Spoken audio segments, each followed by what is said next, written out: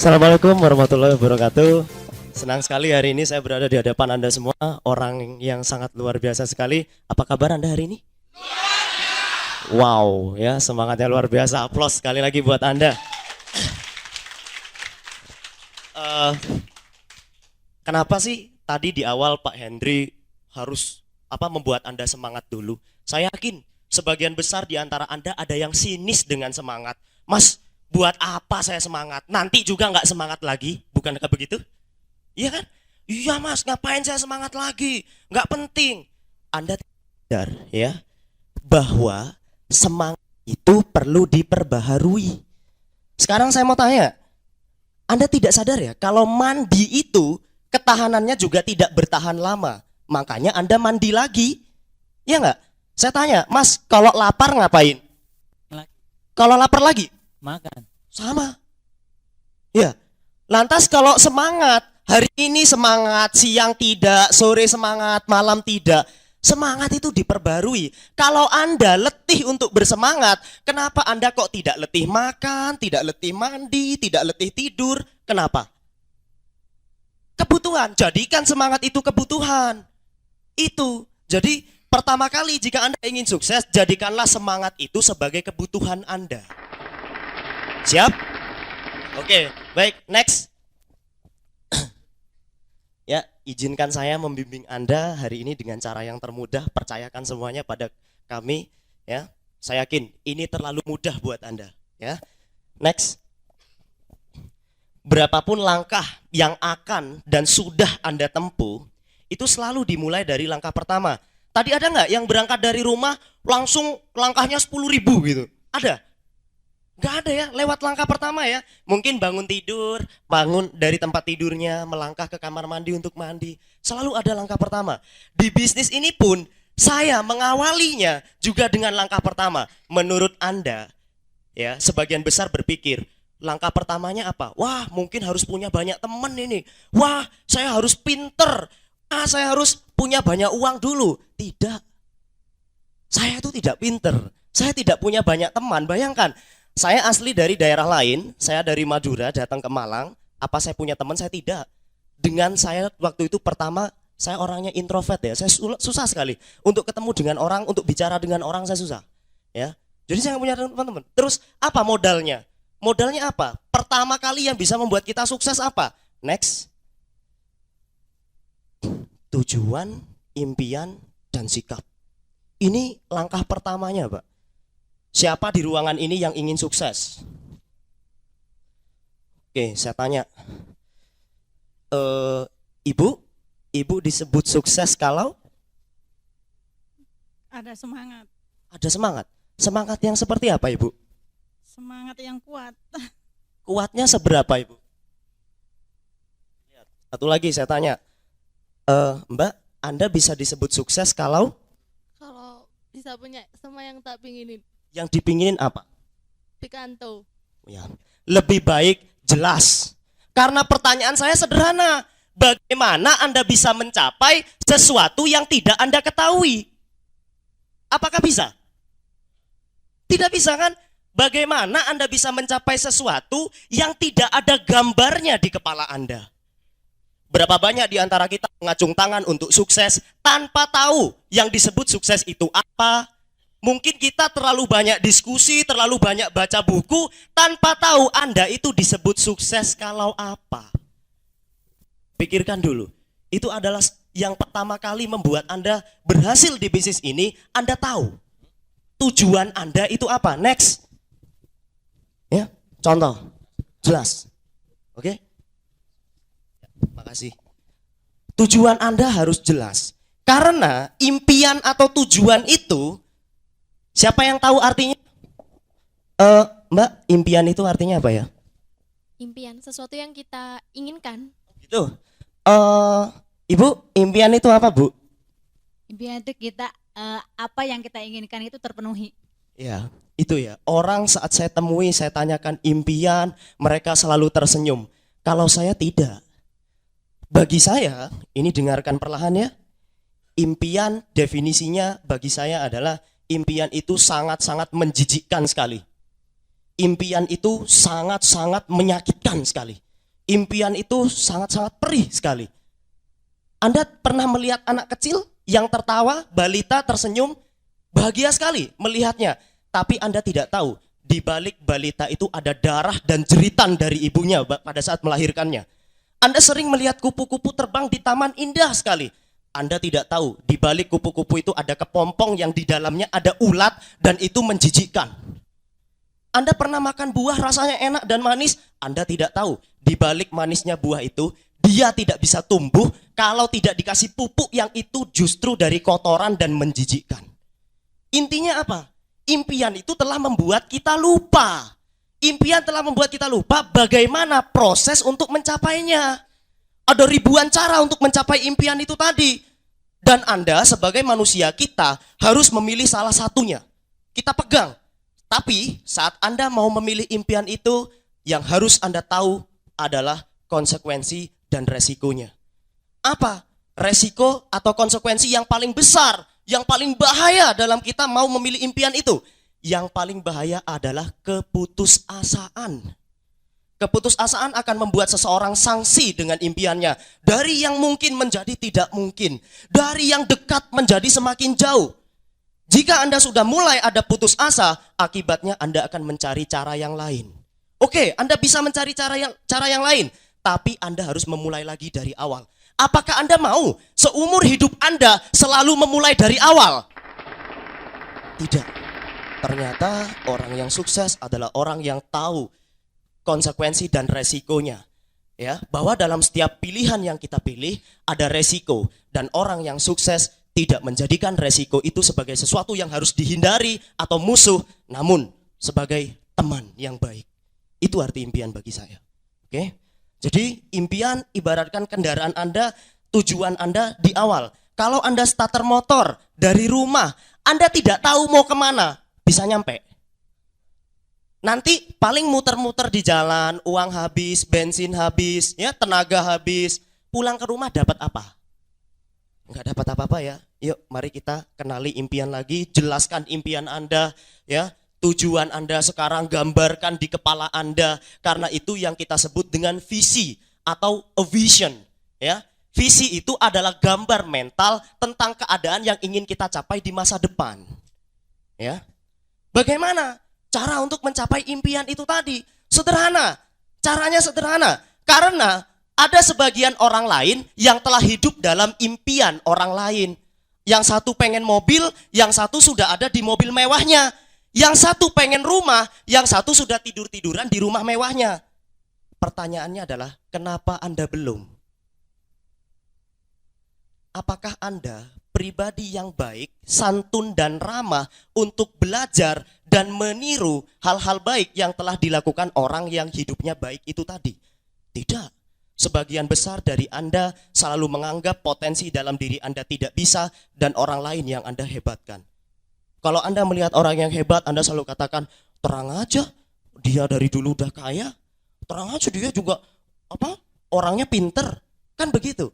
Nah sekarang sederhana, kalau Anda ingin mencapai suatu keadaan yang Anda impikan, hiduplah dengan cara-cara orang yang telah mencapai impiannya.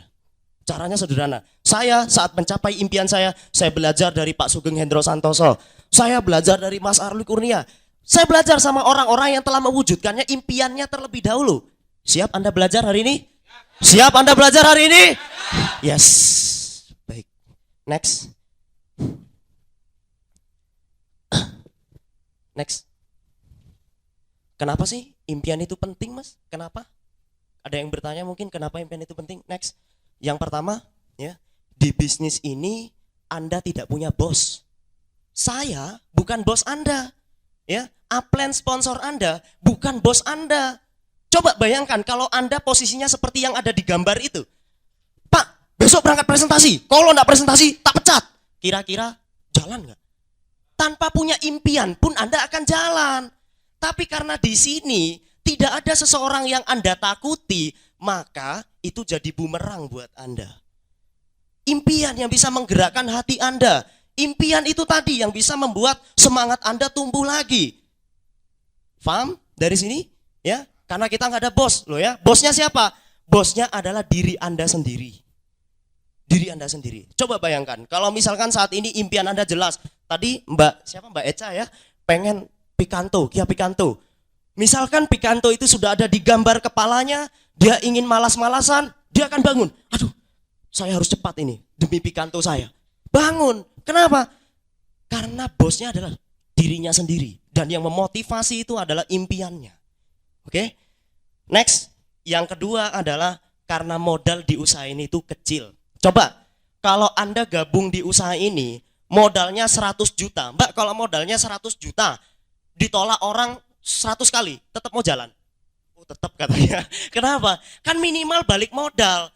Justru karena modalnya kecil, 1.295.000 7H usaha, Anda itu justru menyepelekan. Saya punya teman, ya namanya Pak Budi, orang Lawang sana. Pak, besok kita jalan ya Pak ya. Waduh Mas, sorry Mas, besok saya harus nemenin istri saya. Gimana kalau minggu depan aja Mas? Ya, oke minggu depan Pak, saya tunggu. Minggu depan saya datangi lagi. Pak Budi, yuk besok jalan yuk. Wah Mas, saya lupa ya. Besok itu anak saya ujian. Gimana kalau bulan depan aja? Uang modalnya ya nggak sampai jual motor Mas, santai aja lah. Akhirnya apa? Setelah belum sampai bulan depan, Pak Budi itu ketemu sama temennya. Pak Budi, gimana bisnis yang kemarin ditawarin itu? Aduh, saya nggak dapat hasil tuh. Kira-kira yang bikin nggak dapat hasil, duta atau Pak Budinya? Pak Budinya, sama. Jika Anda saat ini mengalami hal itu, Anda introspeksi lagi deh.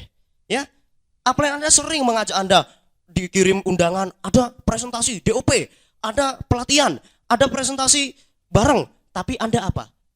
Nggak menghiraukan. Ya gimana Anda mau bisa dapat hasil? Jangan ya, hati-hati, modal kecil ini jangan sampai menyepelekan bisnis Anda. Ya, next. Yang ketiga, karena segala sesuatu yang besar, penemuan yang besar di dunia ini, itu awalnya dari impian.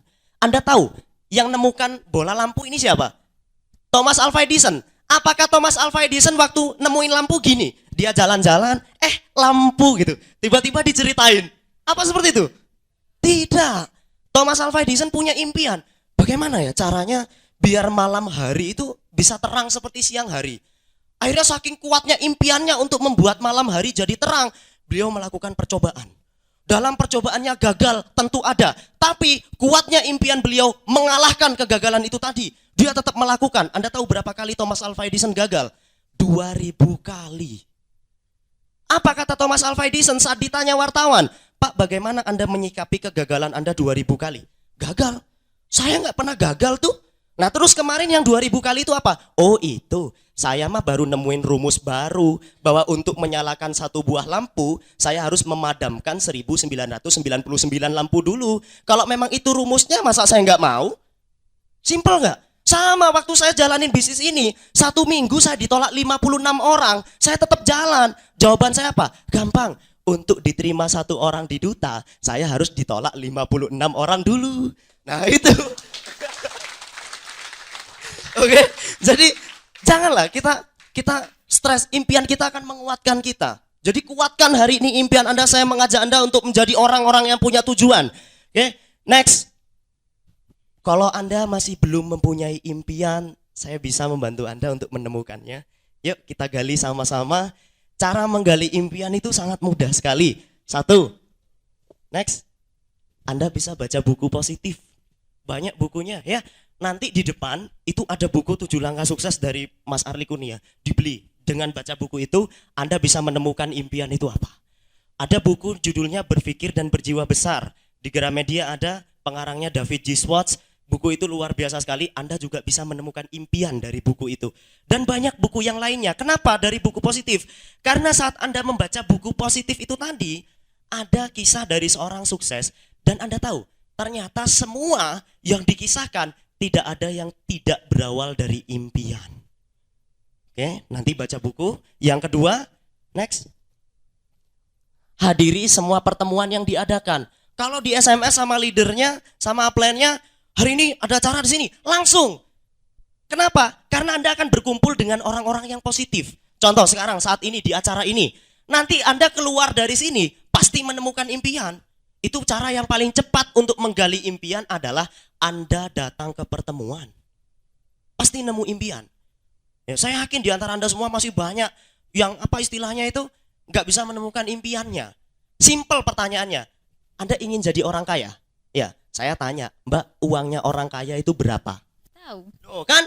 Bagaimana bisa kaya? Uang yang disebut kaya aja dia nggak tahu. Ya, nggak percaya saya kalau orang yang nggak tahu jumlahnya orang kaya itu uangnya berapa bisa kaya. Nggak percaya saya. Kenapa loh? Dari mana Anda bisa kaya kalau jumlahnya aja Anda nggak tahu? Oke nggak? Coba saya tanya lagi. Mbak, orang kaya uangnya berapa ya? Mungkin triliunan. Loh, masih mungkin. Bagaimana mungkin dia bisa kaya? Ya, orang yang dijumlahkan itu totalnya masih mungkin. Ya berarti nanti Anda kayanya mungkin, Mbak. Ya, saya tanya lagi. Oke. Saya tanya, Ibu, orang kaya uangnya berapa ya? Ya tidak tahu. Tidak tahu. Pantas, ya. Kalau Anda tanya sama saya, orang kaya uangnya berapa? Saya katakan 1 triliun. Loh, saya kan sudah tahu angkanya. Berarti kalau saya belum nyampe 1 triliun, saya belum kaya. Saya belum kaya. Ya. Paham maksud saya? Oke. Next. Pelajari CD-nya Duta Network. CD-nya banyak di Duta, nanti bisa pesen di Kat Agensi. Di CD itu nanti ada testimonial ya. Jadi ceritanya leader-leader sukses yang sudah mencapai impiannya Anda dengarkan deh. Dari situ nanti Anda akan belajar bagaimana mereka menemukan impiannya. Ya. Kalau Anda ingin menemukan impian itu, Anda tidak harus memulai dari sesuatu yang besar. Bisa kecil, bisa besar. Gitu loh. Jadi impian itu tidak boleh masuk akal. Kalau impian itu masuk akal, itu namanya rencana. Ya, dengarkan. Impian itu adalah harapan yang dibuat oleh hati Anda. Kalau harapan yang dibuat oleh pikiran Anda, itu namanya rencana. Dan impian itu tidak boleh masuk akal. Terlalu canggih untuk keadaan Anda sekarang. Terlalu hebat untuk kondisi Anda sekarang. Sehingga dengannya Anda akan menyesuaikan cara-cara yang fleksibel untuk mencapai impian yang luwes itu tadi. Kalau impian itu spesifik seperti rencana, Anda tidak akan menyesuaikan cara-cara. Cara-cara Anda pun juga akan spesifik seperti mencapai sebuah rencana. Oke? Jadi impian itu harus luwes, harus yang besar, jangan pernah takut. Kita coba perlahan, nanti kita buktikan deh, ya. Beberapa bulan lagi, nggak sampai 3 bulan lagi dari pelatihan ini saya yakin sudah ada yang hidup dalam impiannya. Oke, kita buktikan nanti. Next. Ini favorit saya ini. Yang terakhir, ini cara saya menemukan impian saya. Next, terus. Ya, jadi kalau Anda sebelum tidur atau sehabis sholat, coba deh Anda merenung lagi. Bayangkan ini loh, pertanyaannya ini loh yang harus Anda tanyakan. Apa ya yang sudah Anda lakukan? Kalau Anda bertanya apa yang sudah Anda lakukan, pertama kali maka Anda akan minta maaf dulu. Kalau Anda ingin diberikan rizki oleh Allah, jangan mikir yang lain dulu, mikirlah ampunan Tuhan dulu. Itu. Maka untuk mendapatkan ampunan itu Anda harus tahu dulu dosa Anda apa aja. Makanya berpikir, apa ya yang udah saya lakukan selama ini? Oke, yang kedua, coba ini simple. Apa yang sudah kita lakukan pada orang tua kita? Lihat. Dan yang ketiga, apa yang sudah kita berikan pada orang tua kita? Saya jamin seketika di otak Anda akan terbesit. Aduh, iya, ibuku kan mesin cucinya rusak. Ya deh, saya harus belikan mesin cuci. Jadikan itu impian. Waktu saya merenung, ternyata saya ingat. Waktu saya daftar di usaha ini, saya merenung. Aduh, 2 minggu lagi ibu saya ulang tahun. Dan saya jadikan kado untuk ulang tahun ibu saya itu sebagai impian dalam hidup saya pertama kali di Duta Network. Jadi carilah, karena takaran kesuksesan itu bukan selalu berapa apa yang sudah Anda dapatkan, namun berapa dan apa yang sudah Anda berikan pada orang yang Anda cintai. Itu takarannya. Ya, jadi nanti kita merenung yuk sama-sama, nanti kita dari sekarang mulai dipikirkan lagi. Kalau nggak bisa menemukan untuk dirinya sendiri, cari siapa orang yang Anda cintai, ibu Anda, ayah Anda. Yuk kita bayangkan apa yang mereka inginkan sekarang, yang mereka butuhkan untuk Anda hadirkan di hadapannya. Next. Ya tetap cara mencapai impian itu Anda harus fokus. Kalau Anda tidak fokus, maka impossible. Impian itu bisa tercapai. Sangat nggak mungkin sekali. Saya tanya, kalau misalkan ya kertas ini saya taruh di sinar matahari gini, saya ginikan, bisa nggak kebakar? Nggak bisa. 3 hari gitu, bener bisa. Coba Mbak berdiri di depan 3 hari, bisa kebakar nggak? Oh nggak bisa. Kalau saya ngambil kaca pembesar, terus saya arahkan ke kertasnya, kebakar nggak? Kenapa? Karena lensanya fokus. Di dunia ini tidak ada yang tidak dapat Anda lakukan jika Anda fokus. Oke?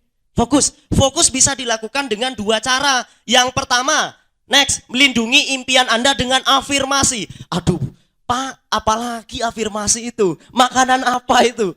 Afirmasi itu sederhana. Yuk, saya ingin mengajak Anda jika mendefinisikan afirmasi, kita menjadi orang gila. Ya, kita menjadi orang gila.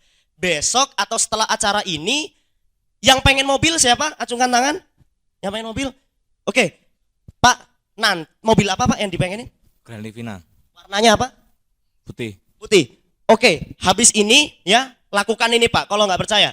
Mampir ke dealernya Nissan, minta brosurnya, tanya gambarnya, tanya harganya, ya, bawa pulang brosurnya. Bawa pulang. Setelah itu apa yang Anda lakukan? Dengan brosur itu, tempel di tempat-tempat biasa yang Anda sukai. Kalau Anda suka di kamar mandi, ya tempel di kamar mandi. Kalau Anda suka di kamar, ya tempel di kamar. Lalu apa yang harus saya lakukan dengan gambar itu tadi? Anda lihat gambarnya. Jika Anda fokus, maka gambar itu akan memberikan bisikan pada Anda. Bisikannya seperti apa? Alam bawah sadar. Alam bawah sadar nanti. Mobil itu akan berbisik dan mengajak Anda untuk dekat dengan dia. Itu namanya afirmasi. Sekarang kalau Anda tidak percaya bahwa dalam hidup kita 60% itu yang bergerak adalah alam bawah sadar, saya buktikan. Pak, ikutin saya ya, tangannya yang telunjuk 3. Ya, oke, diputar. Lebih cepat. Lebih cepat lagi. Ya, pegang dagu, Pak. Dagu mana, Pak? Ya. Oke, lihat. Dia sadar kan? Tapi kenapa? Kenapa dia mengikuti saya meskipun saya bodohin? Kenapa? Karena mereka fokus pada saya. Fokus pada perintah saya. Ya, saya katakan, saya berbisik, Pak, putar Pak, diputar. Lebih cepat Pak, lebih cepat lagi. Pegang dagu Pak, dia ngikut. Kenapa? Fokus. Fokus. Nah, kalau Anda lakukan itu pada gambar brosur Anda, yakin brosur Anda akan berbisik jam 12 malam. Ayo Mbak, bangun, ayo presentasi, saya sudah dekat, bangun. Anda akan bangkit dan melakukan hal gila. Kalau saya mengingat masa lalu saya, itu aneh. Itu aneh.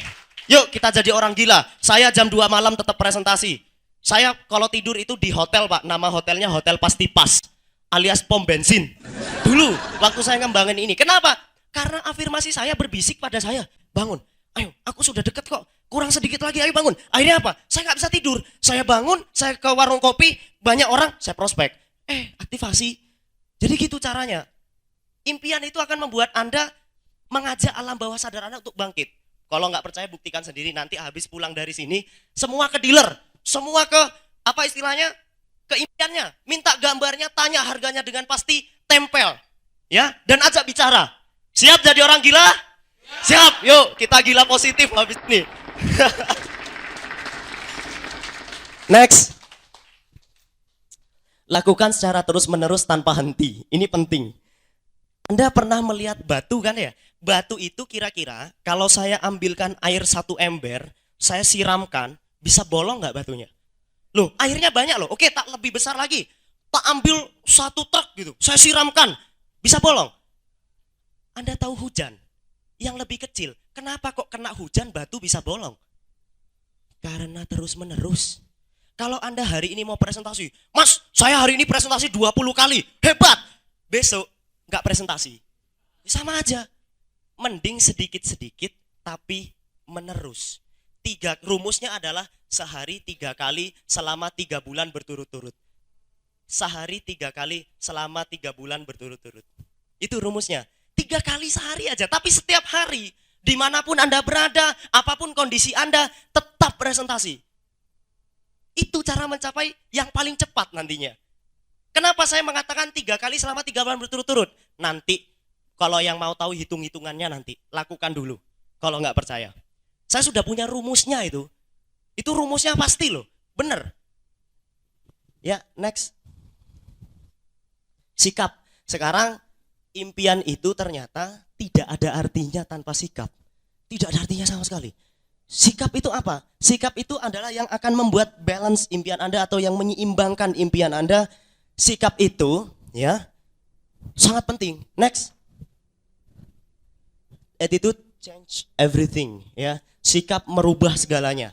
Saya kenalkan, menurut saya sendiri pribadi ya, sikap itu ada 6. Apa? Yang pertama adalah sikap terhadap diri sendiri. Ini sederhana motivasi saya. Mas, ini kertas ini warnanya apa? Putih. Kalau saya bilang ini merah gimana? Tetap putih. Kalau orang satu Malang bilang ini merah, gimana? Tetap putih. Gitu. Kalau orang satu Indonesia bilang ini merah, tetap putih. Kalau orang sedunia bilang ini merah, gimana? Anda gila loh, gimana? Tetap putih. Itu cara meyakinin kertas aja Anda bisa. Tapi kenapa dengan diri Anda tidak bisa? Dari rumah, saya pasti bisa. Yes! Keluar presentasi, ditolak.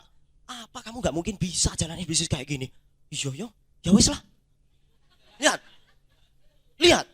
Sederhana sekali itu. Anda ngeyakinin sesuatu yang sederhana Anda bisa. Tapi kenapa dengan diri Anda tidak? Anda yakin Anda bisa sukses? Anda yakin? Ya, benar ya. Awas nanti kalau sampai keluar dari ruangan ini prospek, tiba-tiba ada orang yang mengatakan tidak mungkin, Anda juga mengikut. Jangan jadikan standar orang lain itu sebagai acuan sukses Anda. Kalau orang lain mengatakan ini sulit, katakan pada diri Anda sendiri, ya itu bagi Anda, tapi izinkan saya melakukan hal yang terbaik bagi saya.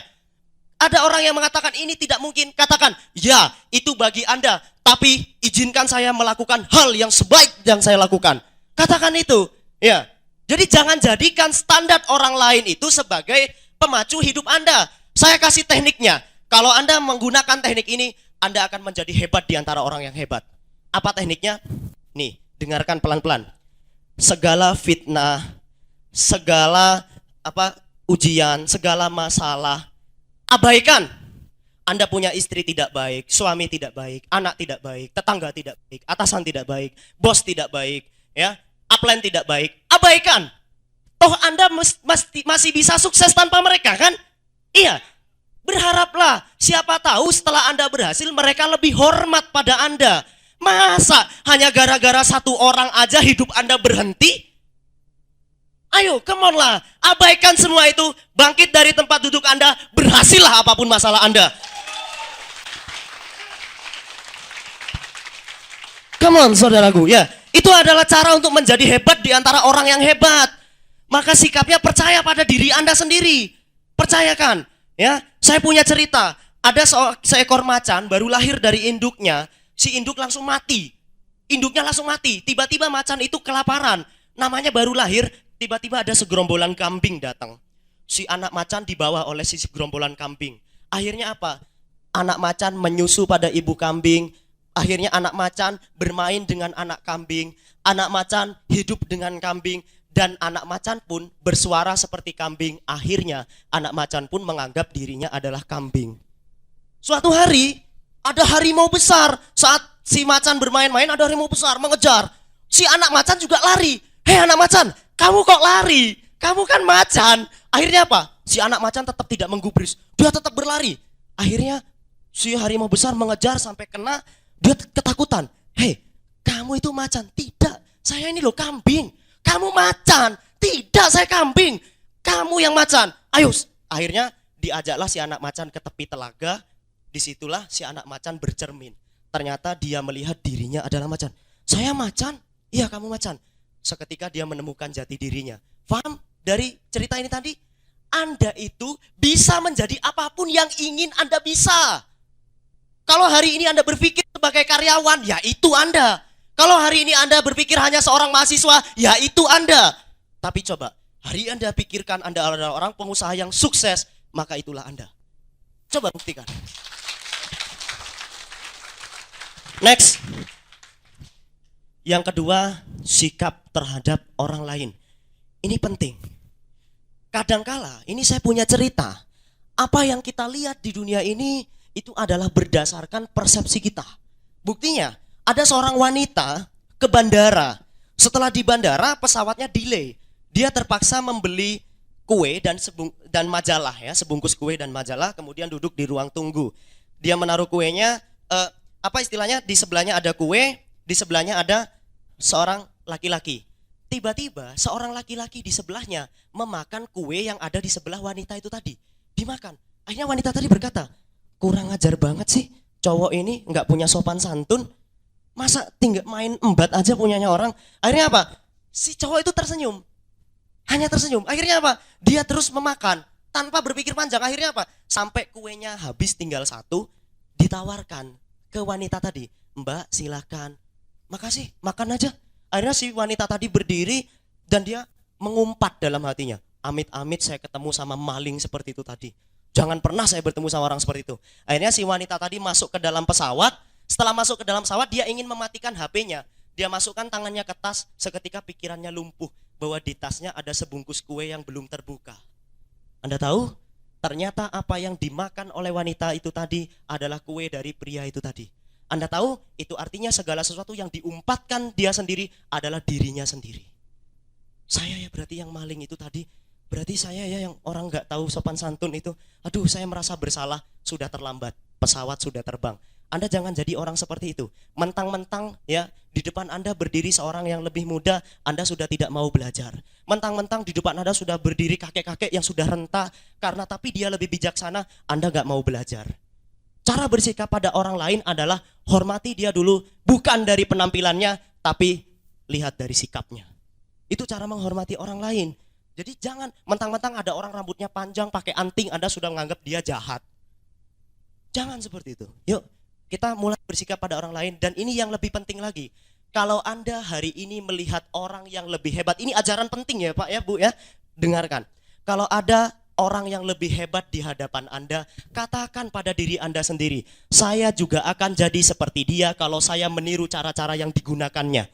Begitu juga kalau Anda melihat orang yang dihinakan oleh keadaan, miskin, atau lagi sengsara, katakan pada diri sendiri, saya juga akan jadi seperti dia kalau saya meniru cara-cara dia. Begitu cara belajar pada orang lain, cara bersikapnya begitu. Jangan menganggap diri Anda itu gelap, kemudian orang lain yang lebih hebat. Jangan. Karena nama Anda itu adalah tempat ditujukannya segala kesuksesan oleh Tuhan. Jangan bercanda tentang diri Anda. Jangan bercanda tentang nama Anda dan jangan bercanda tentang nama orang lain. Belajarlah pada orang lain. Next. Yang ketiga, sikap terhadap bisnis ini. Ini agak lucu. Ada sales ya, 2 orang dikirim ke Afrika. Tujuannya apa? Untuk survei pabrik sepatu. Bosnya ingin buka cabang di Afrika sana. Berangkatlah 2 orang ini, si A sama si B. Setelah sampai di Afrika, ya, si A sama si B tadi itu tinggal di sana dan mereka melihat masyarakat sana itu kebiasaannya seperti apa. Kemudian setelah 1 bulan, pulanglah si A dan si B, ditanya sama bosnya. Ah, bagaimana hasil surveimu? Waduh bos, percuma kita bikin pabrik di sana loh. Kenapa? Aduh, orang Afrika itu loh nggak ada yang pakai sepatu. Lah siapa yang mau beli sepatu kita? Udahlah pulang aja, nggak usah. Kita batalkan untuk dirikan pabrik di sana. Bangkrut nanti perusahaan kita. Itu kata A. Oke, terima kasih A. Tolong panggilkan temanmu si B. Si B datang. Ditanya. B, gimana hasil surveimu? Bos, luar biasa. Luar biasa kan? Luar biasa. Di Afrika itu nggak ada yang pakai sepatu, bos. Nah terus luar biasanya apa? Kalau kita sosialisasikan manfaat pentingnya memakai sepatu pada masyarakat Afrika, saya yakin banyak masyarakat Afrika yang akan beli dan kita akan mendapatkan pasar yang masih kosong. Ayo bos, cepat kita realisasikan perusahaan kita. Ayo cepat, yakin, percaya sama saya, kita bisa sukses. Sikapnya beda nggak? Beda. Hasilnya juga berbeda. Sama kalau Anda di bisnis ini juga begitu. Mau ekspansi, ngembangkan di kota. Aduh, orang desa siapa yang mau bisnis kayak gini? Nggak mungkin lah. Tapi coba Anda selipkan di hati Anda, kalau saya sosialisasikan manfaat pentingnya mengisi pulsa sendiri dari ke HP, maka saya yakin pasti banyak masyarakat yang akan tertarik. Itu cara bersikap terhadap bisnis ini. Dan jangan sekali-sekali Anda menganggap bisnis ini bisnis yang kecil. Tapi katakan bisnis Anda itu adalah bisnis yang besar. Beda. Coba Anda kenal sama teman. Kamu katanya punya bisnis apa? Bisnis kecil-kecilan. Siapa yang mau bisnis kecil-kecilan? Ya hasilnya juga pasti kacangan lah. Kecil-kecilan. Tapi coba kalau Anda katakan, kamu bisnis apa? Bisnisku luar biasa. Untungnya itu loh besar banget. Masa baru beberapa hari aja untungnya udah gede? Masa sih? Iya. Tapi jangan bilang siapa-siapa ya. Ini bisnis luar biasa. Saya lagi butuh satu teman. Gimana kalau kita kerja sama? Gimana? Beda nggak? Beda. Cara Anda bersikap itu terhadap bisnis harusnya seperti itu. Yang Anda lakukan apa? Kan tidak. Anda menyepelekan. Oke? Nah ini saya pernah ngisi pelatihan. Orangnya itu saya tanya, Pak, kok semangat banget Pak? Impiannya apa? Lalu dijawab, saya itu Mas ya, saya itu pengen Honda Jazz. Betul Pak, pengen Honda Jazz? Iya, saya pengen Honda Jazz. Kira-kira berapa bulan mau dicapai Honda Jazz-nya? 6 bulan Mas. Saya pasti bisa, 6 bulan. Oke, sudah tahu harganya berapa? Tahu? Yang baru Pak? Iya, 235 juta. 6 bulan saya pasti bisa. Presentasinya berarti sering dong Pak. Oh enggak Mas, seminggu kadang saya presentasi ya 3 kali gitulah, 4 kali. Lalu saya diem loh, terus kerja. Iya saya kerja. Di mana? Di pabrik plastik. Sudah berapa tahun? 10 tahun. Kerjanya berapa jam sehari? 9 jam. Wow, saya katakan begitu. 10 tahun 9 jam. Oke Pak, saya bisa membantu Anda untuk mendapatkan Honda Jazz dalam waktu nggak sampai 1 bulan. Kaget orangnya. Bener Mas, bener. Caranya besok pagi, masuk ya hari Senin. Iya, besok pagi datang ke ruangan bosnya, ketok ruangan bosnya. Bilang, kalau bosnya nanya ada apa? Bilang sama bosnya, Pak, saya minta Honda Jazz. Kaget.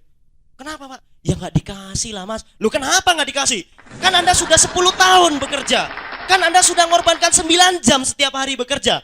Kenapa Anda nggak berani minta Honda Jazz pada bos Anda? Sedangkan Anda di Duta, baru beberapa hari presentasi seminggu nggak sampai 2 kali, Anda sudah berani minta Honda Jazz. Adil nggak? Nggak adil.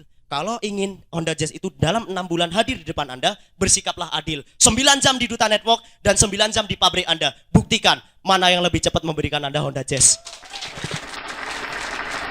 Itu. Jadi nanti Anda juga harus bersikapnya sama dengan apa yang Anda lakukan di luar. Aneh nggak? Sekarang impiannya besar, tapi tindakannya kecil. Impian dan semangat itu loh sama-sama ada di hati. Jadi Anda itu adalah orang yang aneh. Kalau keinginannya besar, tapi semangatnya kecil. Itu aneh Pak, aneh sekali.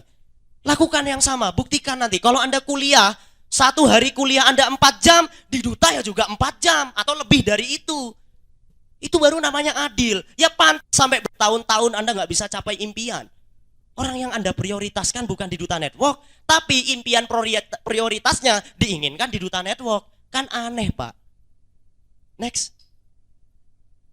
Sikap terhadap kerja keras. Percayalah bahwa di dunia ini tidak ada segala sesuatu yang tidak melalui kerja keras. Saya pun di awal, saya juga kerja keras Pak. Saya kerja keras. Anda pernah melihat kereta api ya? Kereta api itu kalau berangkat apa langsung wuss gitu. Meskipun Shinkansen sekalipun tidak, pelan sekali.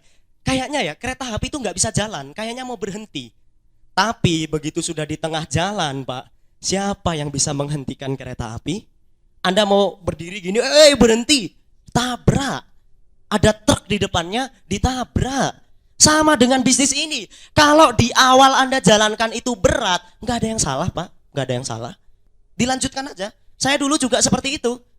Awalnya berat banget. Aduh, ditolak kok susah. Nggak ada yang salah. Siapa yang ngomong itu salah? Nggak ada. Teruskan aja. Anda betul itu sudah. Justru kalau Anda selama presentasi diterima, saya takut ketemu sama Anda. Ada yang aneh dengan... Iya enggak? Enggak ada yang salah itu. Awalnya berat. Nanti begitu nanti aset Anda sudah berjalan, komisi masuk setiap hari di rekening. Saya loh Pak, meskipun saya enggak mau jalanin Duta, saya mau tidur di rumah, enggak ada yang ngalangin uang saya masuk ke rekening. Jadi itu, Anda juga nanti seperti itu. Kalau sistem Anda sudah berjalan, Anda mau ngapa-ngapain juga enggak ada yang bisa ngelarang uang itu masuk ke rekening Anda. Pasti. Ya, biarkan sistem berjalan untuk Anda perlahan. Kita awali dengan kerja keras dulu. Hanya sementara kok kerjanya, ya. Hanya sementara. Oke, next. Sikap terhadap kecepatan. Menurut Anda cepat dengan tepat lebih baik mana? Yang bilang tepat acungkan tangan. Oke, 1, 2. Yang bilang tepat 3, 4, 5. Minoritas ya. Yang lainnya cepat. Kalau saya juga milih cepat, Pak. Kenapa? Karena ada pepatah yang mengatakan lebih cepat lebih baik. Ya. Kalau Anda cepat, selalu ada kemungkinan Anda benar dan ada kemungkinan Anda salah. Karena Anda sudah terbiasa cepat, kalau salah pun juga akan cepat diapain? Diperbaiki, sehingga juga akan cepat betul. Kalau tepat, Anda inginnya tepat tapi tidak bertindak, yang mau diperbaiki apanya, Pak?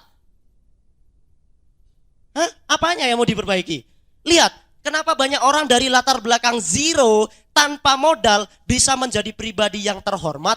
Karena mereka mendahulukan bertindak. Bertindak itu kata lainnya adalah upaya. Dan Tuhan kan sudah menjanjikan upaya adalah pengubah nasib. Jadi kalau begitu mulai sekarang dahulukan tindakan. Kecepatan itu lebih penting daripada kekhawatiran mengenai ketepatan. Jadi Anda harus mendahulukan kecepatan. Misal, kalau Anda mau tepat nih Pak, saya presentasi 2 orang, ya, siapa? Misalkan Mas siapa? Amar. Mas Amar. Ini Mbak Lis. Saya presentasi dua-duanya. Ternyata Mbak Lis ini langsung gabung. Mas Amar pikir-pikir. Tak pikir-pikir Mas. Kenapa? Orang pikir-pikir kan mencari ketepatan. Iya. Mbak Lis ini mengambil kecepatan. Dia langsung gabung. Sehingga besok Mbak Lis langsung prospek. Ditolak, langsung Mbak Lis cepat nemuin saya. Mas gimana kok susah saya ditolak? Saya benerin, gini loh Mbak, mungkin presentasi saya salah. Sehingga Mbak Lis cepat mencoba lagi dan cepat diterima. Mas Amar masih pikir-pikir di rumahnya. Mbak Lis sudah cepat bisa naik mobil. Mas Amar dipikir, kok bisa ya Mbak Lis itu bodoh bisa beli mobil? Lihat, jangan pernah mengandalkan ketepatan Pak. Anda tidak akan pernah menemukan ketepatan tanpa kecepatan.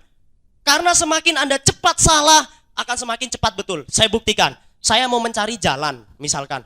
Saya jalan ke sini, salah. Sehingga saya cepat berbalik arah. Salah lagi. Saya cepat berbalik arah, salah lagi. Sehingga saya cepat ke sini dan saya cepat lolos. Caranya gitu. Apa yang mau dipikir? Di brosur Anda ada nggak komisi pikir-pikir? Ada nggak? Nggak ada. Adanya komisi sponsor, komisi pasangan. Cari itu. Jangan dipikir-pikir. Nggak keluar komisinya. Ya, next. Sikap terhadap kegagalan. Yuk, ini kita agak lama untuk bahas kegagalan. Siapa di ruangan ini yang takut gagal? Saya juga takut. Yuk, ngacung. Jangan bohong. Yuk, ngacung. Siapa yang takut gagal? Udah gak usah bohong yuk. Sama saya juga takut. Saya takut. Semua orang takut gagal. Tapi kenapa? Saya berbeda. Karena saya cara menyikapinya berbeda. Saya demikian takutnya gagal di hadapan Anda ini. Saya itu memperhatikan dari tadi cara bicara saya, cara ngomong saya. Karena apa? Saya takut gagal. Saya harus kreatif, saya harus fleksibel sekali dengan otak saya. Saya takut gagal, saya berhati-hati. Nah, kalau saya berhati-hati, maka saya akan menjadi orang yang berkualitas. Nah, itu cara Anda sebetulnya menggunakan rasa takut gagal. Bukan rasa takut gagal itu Anda gunakan untuk mencegah diri Anda bertindak percaya diri. Jangan. Ya.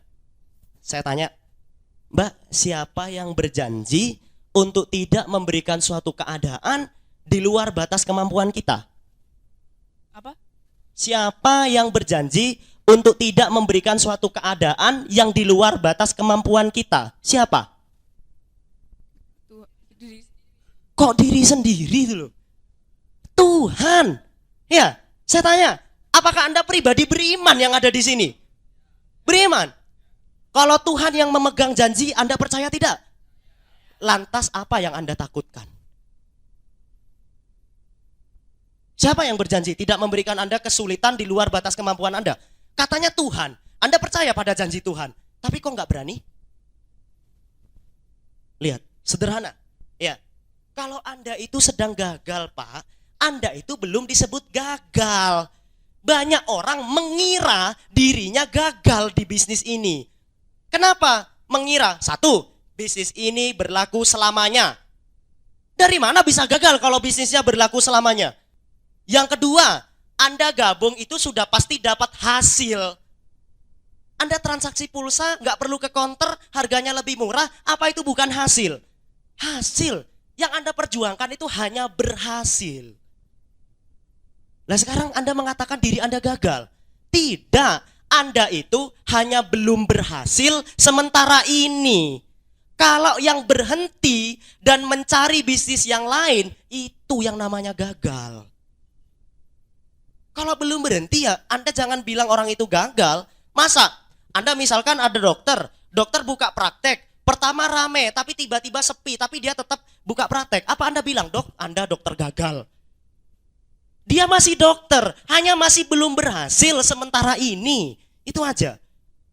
Ya, yang disebut gagal itu. Dan ini motivasi luar biasa. Anda pernah ngelihat anak lumba-lumba? Anak lumba-lumba itu sukanya itu dia menabrakkan kepalanya ke karang. Sehingga ibunya mensejajarkan tubuhnya di antara dia dengan karang. Jadi di tengah. Agar supaya untuk melindunginya. Karena ibunya penyayang. Saya mau tanya, Tuhan itu maha penyayang. Sehingga kalau Anda salah jalan, maka akan Tuhan gagalkan. Agar Anda tidak menyakiti diri Anda sendiri. Kalau saja Anda mau sedikit paham di hati Anda bahwa kalau Anda sedang digagalkan, Anda sedang dimudahkan untuk berhasil. Itu. Pernah waktu masih kecil main petasan, yang anak cowok main petasan dimarahin sama ibunya, nggak boleh, bahaya. Kemudian Anda nangis. Anda bilang ibu jahat. Anda musuhin ibu Anda. Karena Anda memandang dari mata anak kecil. Ibu Anda itu penyayang.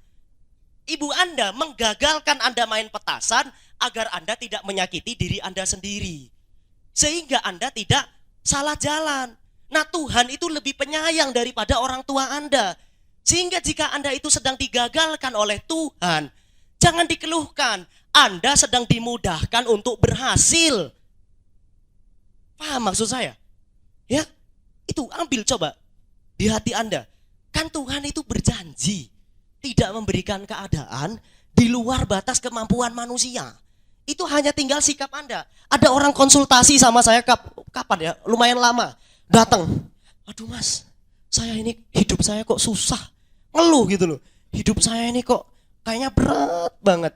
Masa bisnis saya hancur, ya? Pacar saya mutusin saya. Kayaknya saya udah gak percaya sama Tuhan. Hati-hati kalau ngomong. Saya gitu kan. Gini aja. Besok balik ke sini bawa 1 toples garam. Dikira saya dukun. Ya udah, datang ya. Besoknya bawa. Nih mas, dibacain apa mas? Kata. Loh, sama nyuruh bacain. Tak ambilin gelas. Saya ambilin 1 gelas air. Nih, kamu cemplungkan garam itu 2 ke dalam gelas. Diambil yang banyak, terus diaduk. Minum. Hah? Minum aja. Diminum, terus disemburkan. Pula gitu. Kenapa? Asin mas rasanya. Oh gitu. Ya udah, ambil 2 genggam lagi. Diambil lagi, saya ajak ke kamar mandi. Di kamar mandi ada bak mandi, cemplungkan garam itu, dicemplungkan. Saya aduk, saya ubek-ubek, minum. Nanti sakit perut, udah minum setetes. Diminum, rasanya gimana? Ya seger kayak air. Loh, garam yang kamu cemplungkan kan sama. Iya, tapi kok rasanya berbeda? Nah itu, kalau kamu gagal, jangan pernah menjadi gelas. Tapi jadilah bak mandi. Karena kalau Anda sedang gagal, Anda sempitkan hati dan pikiran Anda. Gagal itu terasa sakit. Tapi kalau Anda lapangkan hati dan pikiran Anda, nggak ada rasanya tuh. Paham maksud saya? Ya, dari di situ, dari nggak ada rasanya. Ada lagi, Anda kadang kalau gagal sudah nggak percaya Tuhan, Anda ngeluh. Jangan suka ngeluh. Siapa yang pernah melihat cicak? Yo, pernah ya? Cicak itu makannya apa? Nyamuk. Nyamuk itu punya sayap nggak? Cicak punya sayap. Loh terus gimana makannya? Nyamuk di sana, cicak di sini. Dia pernah nggak ngeluh? Atau cicak punah gara-gara kelaparan pernah nggak? Lihat, Anda kalah sama cicak. Coba bayangkan, kalau Anda manusia, Anda makan soto, mangkoknya itu ada sayapnya, terbang gitu. Gimana? Lihat, kalah kan sama cicak? Kalah. Wong Anda mangkoknya nggak terbang aja loh, Anda ngeluh. Iya, Gitu ya. Jadi jangan sampai Anda nggak percaya sama Tuhan itu loh. Aneh. Ini ada satu lagi cerita. Ada tukang cukur, Pak. Tukang cukur itu nggak percaya sama Tuhan. Waktu potong rambut, ada orang potong rambut. Saya nggak percaya sama Tuhan, kata dia. Loh, kok bisa nggak percaya sama Tuhan? Loh, kalau Tuhan itu ada, nggak ada orang yang kelaparan, nggak ada orang yang kesusahan, nggak ada orang yang sakit. Sekarang buktinya banyak orang sakit, orang susah, berarti Tuhan itu nggak ada, kata dia. Saya pulang, ada orang rambutnya gondrong, berewokan. Saya balik ke tukang cukur, saya katakan, saya nggak percaya sama tukang cukur. Kenapa ini saya tukang cukur? Alah, bohong. Buktinya di sana masih ada orang berewokan, rambutnya panjang. Loh, salah dia sendiri nggak mau datang sama saya. Nah, itu intinya. Salah Anda sendiri, Anda nggak mau datang sama Tuhan. Makanya sakit dan susah.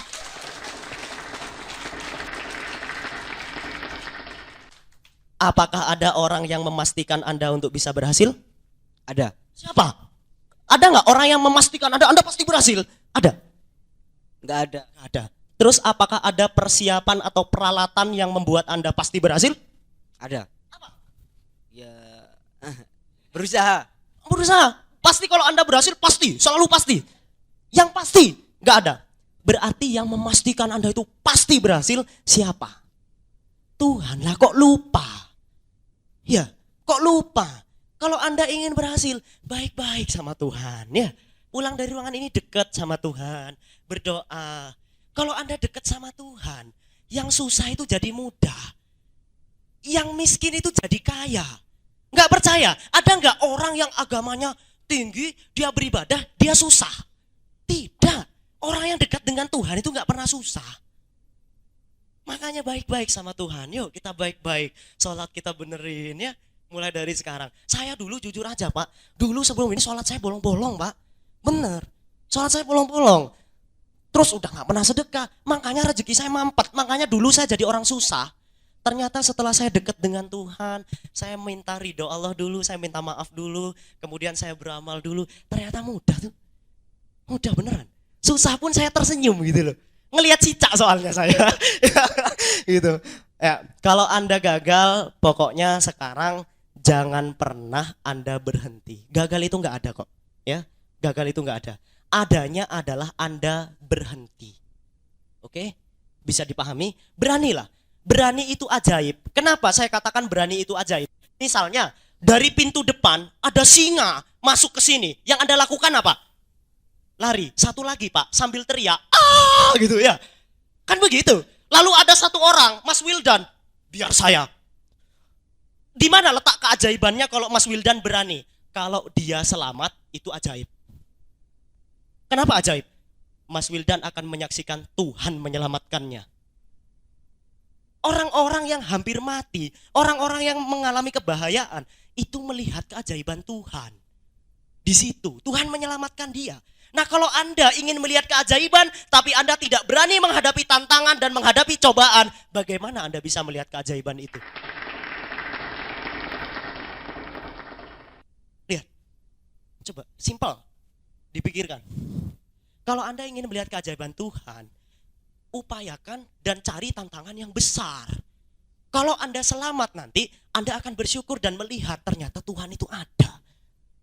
Sesuatu yang bahaya, yang menurut Anda tidak mungkin, lalu Anda selamat, itu kan akan Anda syukuri. Dan Anda percaya. Makanya saya katakan, orang yang mau berusaha hanya setelah pasti adalah orang yang tidak butuh Tuhan. Kenapa? Nah, di mana posisi Tuhan? Kalau semuanya pasti, Anda tidak akan pernah berdoa. Kalau Anda memulai dari yang tidak pasti, Anda akan menengadahkan tangan dan berkata, "Ya Tuhan, tolong berkati usaha saya, tunjukkan jalan, lancarkan rezeki saya lewat usaha ini." Ya kan?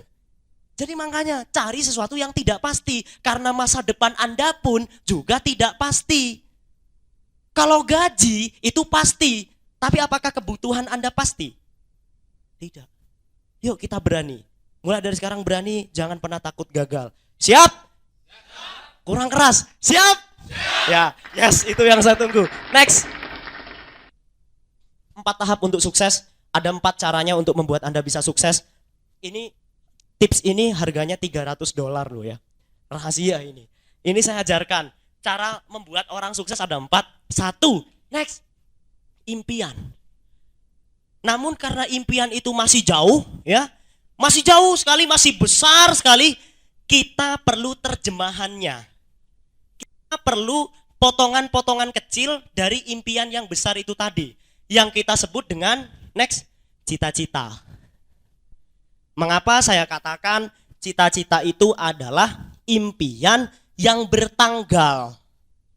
Ya, segera sadari sekarang kalau Anda punya impian, baik dari yang kecil atau yang besar, gambarkan di kepala Anda, kemudian cantumkan tanggal-tanggal di situ untuk membenggalnya menjadi sebuah cita-cita. Sehingga yang ketiga, Anda akan mempunyai rencana atau tindakan. Namun berapa banyak orang punya rencana? Mungkin dia nggak punya rencana karena dia tidak punya cita-cita. Wajar mungkin karena dia tidak punya impian.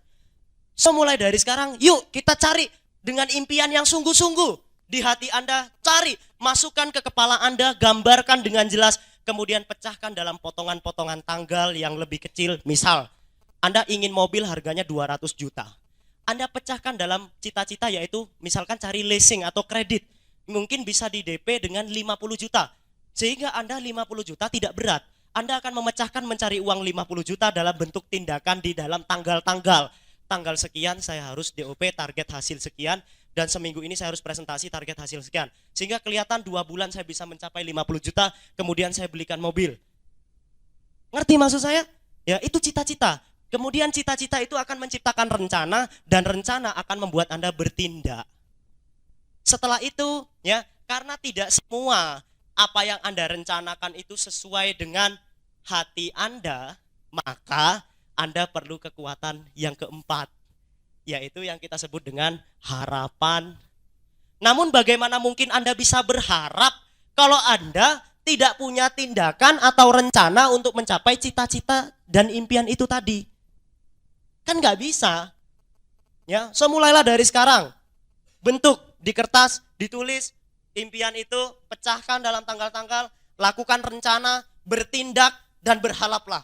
Lengkaplah seorang pribadi yang beriman jika doanya adalah mengharapkan impiannya utuh untuk menjadi pribadi yang dimuliakan oleh Tuhan.